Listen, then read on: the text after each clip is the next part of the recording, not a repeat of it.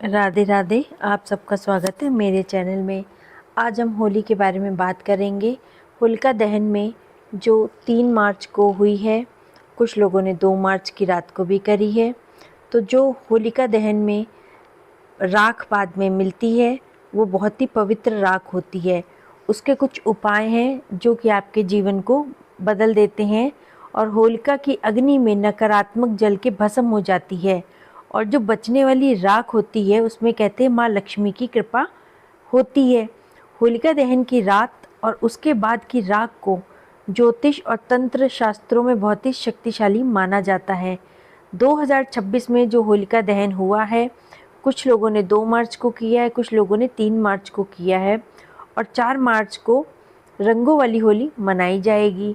होलिका की अग्नि में नकारात्मकता जल करके भस्म हो जाती है और बचने वाली राख को माता लक्ष्मी की कृपा से भरपूर पाया जाता है, ऐसा मान्यता है। इस राख से किए गए कुछ उपाय हैं जिनसे आपको नौकरी में प्रमोशन, बिजनेस में वृद्धि, रुके हुए कामों में सफलता और आर्थिक तंगी से भी छुटकारा मिल सकता है। तो इसका हम विशेष उपाय क्या है? होलिका दहन की अग्नि में बुराई, नकारात्मक ऊर्जा, ग्रह दोष जल के भस्म हो जाते हैं। ऐसा बोला जाता है कि कान्हा जी और राधा जी उस समय खुद वहाँ खड़े होकर सारी नकारात्मक ऊर्जाओं को जला देते, भस्म कर देते हैं और बचने वाली जो राख होती है उसमें लक्ष्मी जी की कृपा मानी जाती है। शास्त्रों के अनुसार इस राख में वो शक्ति होती है जो घर में बरकत ला सकती है, धन प्रवाह बढ़ा सकती है, रुके कार्यों को गति दे सकती है, नौकरी बिजनेस में तरक्की दे सकती है। इस राख का सही उपयोग करना बहुत ही लाभकारी माना जाता है। राख को लाल या पीले कपड़े में बांध के पूजा स्थल में या तिजोरी में रखना चाहिए। इससे माता लक्ष्मी प्रसन्न होती हैं और आर्थिक समस्याओं का अंत होता है। यदि नौकरी में या प्रमोशन आपका रुका हुआ है तो ऐसा बोला जाता है कि होलिका की राख का यह उपाय बहुत ही कारगर होता है। दहन के बाद जो राख होती है उसको एक छोटी पोटली में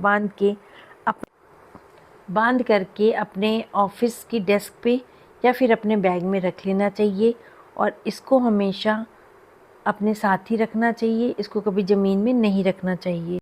बिजनेस में वृद्धि के लिए बोला जाता है कि रुकावट आ रही हो, घाटा हो रहा हो या ग्राहक कम आ रहे हो, ऐसी समस्या के लिए होलिका की राख को लाल कपड़े में बांध के दुकान या ऑफिस के मुख्य द्वार पे टांग देना चाहिए।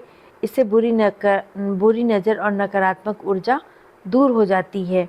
और राख को हमेशा पूजा करते समय भी आप धूप अगरबत्ती दिखाएं और माता लक्ष्मी से प्रार्थना करें कि मुझे मेरे बिजनेस को दिन दूनी और रात चौगुनी तरक्की दें।